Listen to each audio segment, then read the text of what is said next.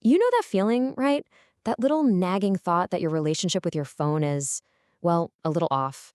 That your ability to just sit and focus on one thing has kind of vanished. If you feel that, you are definitely not alone.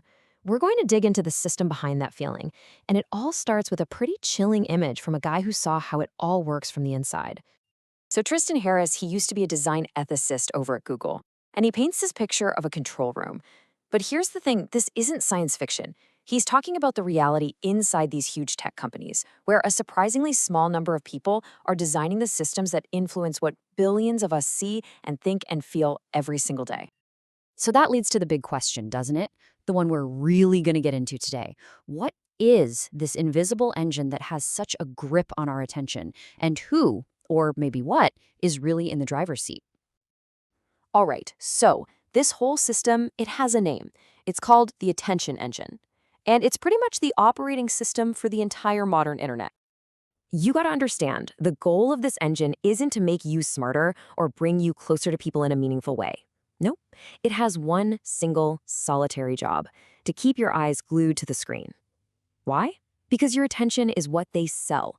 The more you scroll, the more data they gather, and the more money they make from advertisers. So, how in the world does this engine get us so hooked? Let's pop the hood and look at the mechanics. It's this really potent mix of psychology and incredibly powerful tech. First off, it taps right into our brain chemistry. Our brains are wired to give us a little hit of a feel-good chemical called dopamine when we get a reward. These platforms basically turn that system into a slot machine. Every time you pull down to refresh your feed, you're pulling the lever. You might get a reward, a like, a comment, or you might get nothing. And it's that unpredictability that is so addictive. Next up, the engine helps build our social world. This is the echo chamber. It's where you're surrounded by people and ideas that you already agree with. And it feels good, right? To be validated.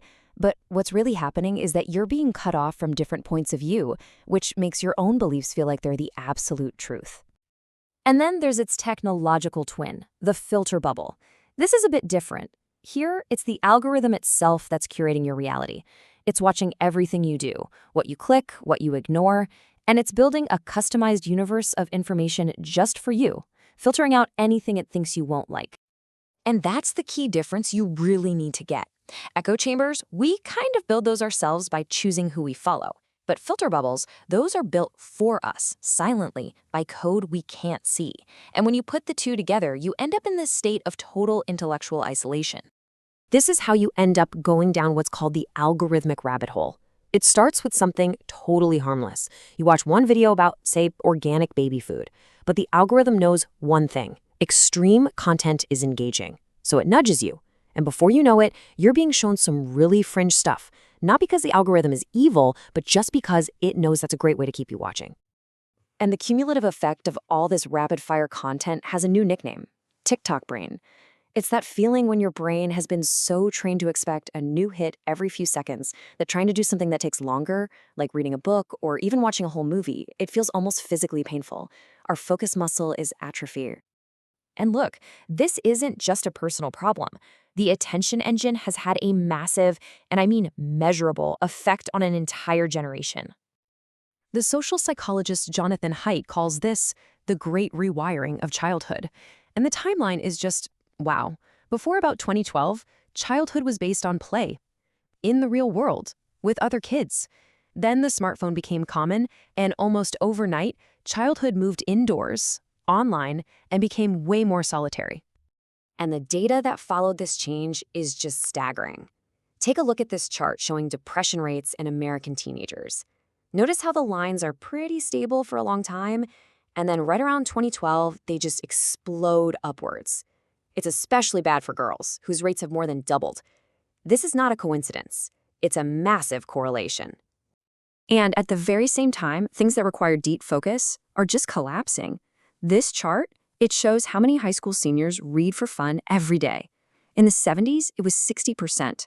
By 2016, it had fallen off a cliff to just 16%. The attention engine is literally pushing out the very activities that build critical thinking. Okay, now let's zoom out to the big picture, because this goes way beyond just one generation's mental health. We are all paying a huge price for this new form of connection. This feeling is so widespread, it actually has a name now: brain rot. It was Oxford's 2024 Word of the Year. Now, obviously, your brain isn't literally decaying, but it's the perfect term for that feeling of mental sluggishness you get from consuming endless, trivial junk content that's designed to be swiped, not thought about. When you design a whole society around what's most engaging, this is what you get. We get more divided and angry because outrage is extremely engaging. We feel lonelier because a digital heart is not a replacement for a real friend. We're constantly comparing our messy real lives to someone else's highlight reel. It's exhausting. Jonathan Haidt sums up this whole paradox perfectly. We've become obsessed with keeping our kids physically safe. We've overprotected them from the real world. But at the same time, we handed them a device with completely unsupervised access to everything and everyone online.